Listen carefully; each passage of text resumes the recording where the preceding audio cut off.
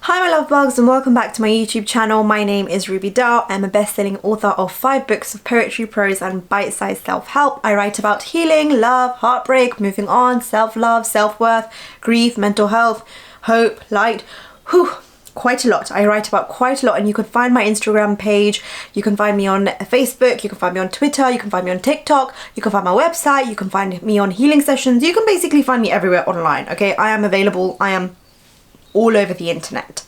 And today I want to dive into a very, very important topic which I feel like a lot of us struggle with. So tell me, do you feel like you find it really hard to move on from things? Do you find yourself often holding on to stuff and refusing to let them go? Do you spend a really long time simmering over pain, anger or resentment? If so, stay here because this video is for you.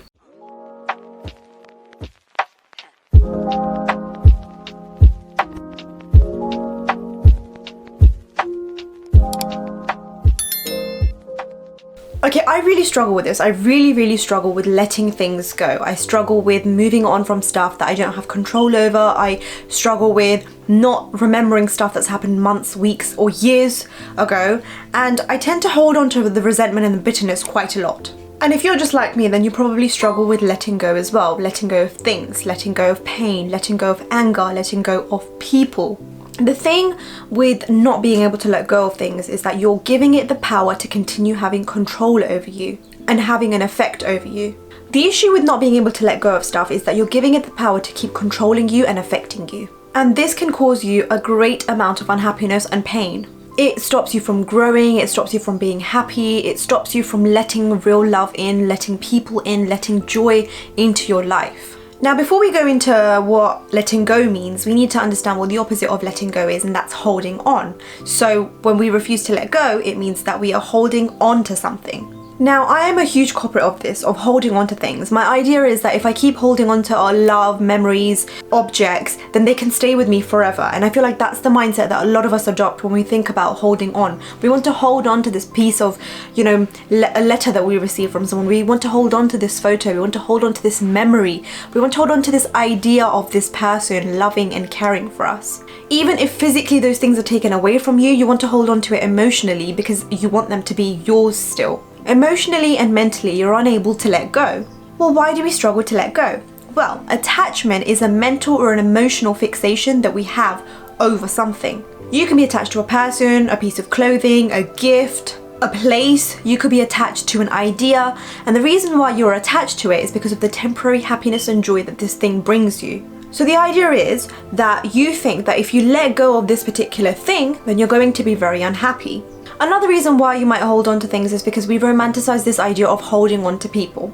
In songs, movies and literature, there's this glamorous image of how beautiful it is to hold on to someone that you love. Because if you were to let go of them, then did you love them at all? I mean, of course not, right? So as a result, we think that not letting go of something means that you value it more. Not letting go of something means that you care about it more. Not letting go of someone even after your relationship is broken up means that you love them truly, even if they left. To such an extent that letting go starts to mean something entirely different. You start to define yourself by holding on. Letting go of those things as a result means that you're letting go of yourselves. Losing that would mean losing yourself, losing a part of you. As a result, we keep holding on. We keep letting the past determine our current and future interactions that direct the course of our lives. However, if you want to live a happier life, you need to learn to let go. You need to learn to let go of the things that no longer serve you. Now, you might be wondering what kind of things we struggle with letting go of. Well, here are an example of a few. Number 1, letting go of anger/bitterness. For much of my life, I've let my anger and bitterness of specific people determine the course of my day, determine which direction my mindset goes for that particular day. To such an extent that I'd spent most of my time with my partner discussing that particular person, discussing my anger towards that person, my bitterness towards that person. I'd complain to such an extent, and then the next morning I'd wake up and I'd do it all over again. The one thing I didn't understand is that this anger was making me miserable. This particular frustration that I had at this person who was making me miserable and someone else miserable, but they continued to go about their life and I gave them so much power through my bitterness and my anger to keep, destroying my happiness every single day. So why did I continue to let their behavior and their actions control my mood and my emotions? It was affecting me negatively. It was having a negative impact on my emotions. It was affecting how peaceful I felt in my day. It was, affecting the conversations I had in my relationship. It was affecting my joy. In situations like this, if you can't physically remove yourself from the person who's causing you the pain, or you already have and they're already in the past now and they're no longer in your life, your continued anger at them is not doing you any favors. Will your anger make a difference? Will it do anything? Will it miraculously heal your trauma and everything that you've experienced? Will your anger make a genuine difference to the quality of their lives or yours? Then what are you doing by holding on to this anger? Don't you owe it to yourself to let go of this anger and stop being consumed by this negativity towards this person? Don't you deserve to let go of all this negativity and actually be happy? Because you deserve to be happy, right? Now, if you're not sure on how to let go of this anger, you can try a few things. Number one, empathize. Try to see things from their perspective. Often we hold too much anger at people because we don't really understand why they act in the way that they do. Maybe you know what's happened in their past. Maybe you know the kind of things that they're facing, but because you're so angry at them, you don't want to know. You don't want to think about their side of the story. But sometimes it actually does more good for your anger if you were to consider their side of the story. That helps you calm your nerves down and calm your anger down. Number two, rant. Okay, so the way that I used to do it is I'd often rant about this particular person. Rant to a degree. Don't go crazy about it, okay? Don't let yourself be consumed. Rant for 2 minutes, 3 minutes, and then get on with your day. Let yourself rant and express that anger out, but don't let yourself be consumed by it. If possible, let them know.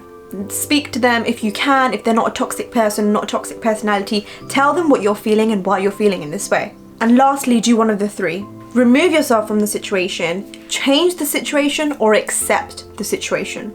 Any one of these three should bring you some level of comfort. Number two, the second thing that we often struggle with letting go of is past relationships. This can be somehow linked to the previous one, anger and bitterness. However, this is more to do with like past romantic relationships, past friendships. So we struggle with letting go of an experience of a relationship that we've had that's no longer in our life. Some people have a significant impact on our life. They change our perception of love and happiness and dreaming. They're a part of some of the happiest adventures that we take, some of the most memorable moments of our lives. And that's why when we look back, they're a part of all those joyful memories. This means that when things don't work out with them, it becomes very, very difficult to move on from them. There's two ways in which this happens. The first is by comparison, and the second is because the pain of losing them was too much to bear. Now, the first way in which we can't let go of people is by comparison. So maybe we're no longer affected by the pain of losing them, however, we compare all of our current and future interactions based on them.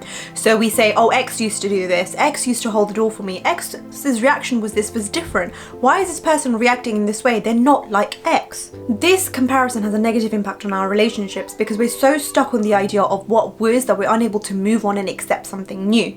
The second one is the one that hurts the most. Maybe we had such an important and amazing relationship with them that the pain of moving on is so difficult. Maybe we still love them. Maybe it was one of the most important and long-lasting relationships of your life. Whatever it is, our inability to move on from them and the pain of moving on from them is what has an impact on our happiness and our future life. Until you don't let go of what was, you can't move on and accept what is meant for you. If you're unable to move on from someone, a friend or a romantic relationship, here are some tips that might help you. Number one, remind yourself why it didn't work out. The relationship is over. It didn't work for a reason. So every time you find yourself pining for them, remind yourself of the why. It didn't work out for a reason. Number two, write everything that you feel towards this person in a letter, but don't send it. Number three, remove anything of theirs that reminds you of them, whether it's photos, whether it's gifts, whether it's a teddy bear, whether it's their friends on social media, remove them. Number four, accept that letting go means loving yourself. The third way in which we struggle with letting go is we struggle with letting go of the dissatisfaction with our life. Sometimes we can hold on to everything that frustrates us, all the negativity in our lives, things that continuously go wrong. Sometimes we can't let go. We can't let go of a bad hair day. We can't let go that today was the day that I was supposed to go for an interview and I'm running late, or that it's raining and I don't have an umbrella. If things don't work out, we find ourselves constantly holding on to why they haven't worked out.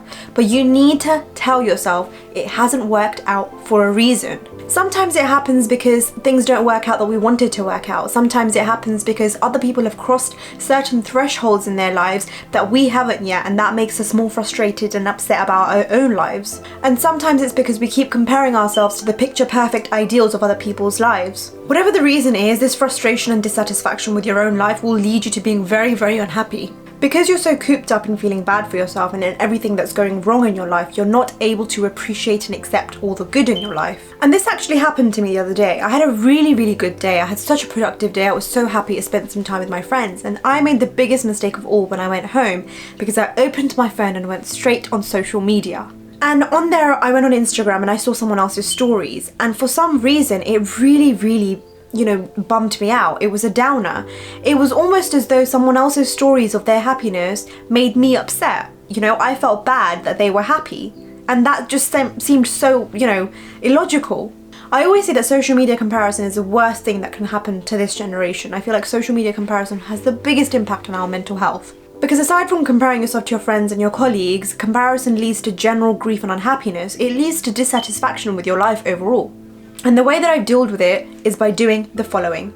Once I saw the story, I was feeling very miserable. I asked myself why I was feeling miserable about it. Suddenly I got the answer. They had something that I didn't. On that particular occasion, they had something that I wanted and I didn't have. However, I couldn't suddenly manifest it and bring it about into existence at that particular point. So I told myself that there was no point in me getting upset over something that I can't have right now, but they have. Instead, I should feel happy for this particular person for being blessed with this thing, and I should count my own blessings of the things that I have that others might not have. I instantly closed the app and I reminded myself of what a good day I had and how I should be grateful for all the good that is in my life. In the same way, if you constantly find yourself being frustrated and dissatisfied because of comparison, ask yourself why you're feeling in that way. Does this particular person have something that you don't? Does this particular person have something that you used to? Can you get this particular thing? If you can, then work hard towards it and achieve it. If you can't, then is there any point in being upset over it? Then go ahead and make a mental list of every single thing that you have to be grateful for and remind yourself how blessed you are today. Other types of frustration with your life can be because of losing a job, losing a friend, things not working out the way that you wanted them to. As a result of constantly being frustrated and pining over those things, you're not accepting new opportunities in your life, things that could go well if you just opened your arms and open your eyes to what's in front of you.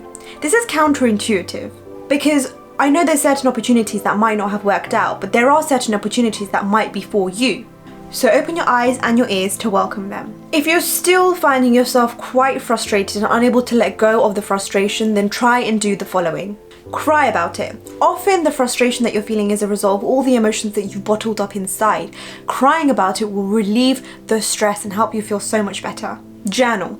Write how you're feeling down on a piece of paper, write it in a book, write every single day just to release your emotions. Remind yourself of how far you've come and all the achievements that you have made. And instead of pining over the things that you can't control and the things that you don't have, make a list of goals, make a set of goals and, make an action plan on how you can get there. And lastly, and this is something I really recommend, do a social media detox. Do it, you need it, okay? That comparison is not helping you. There are so many other things in our lives that we need to let go of in order to be truly happy.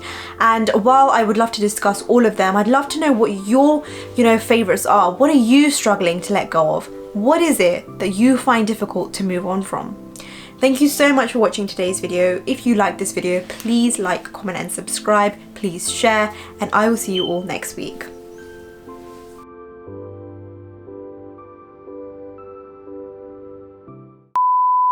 The fact that,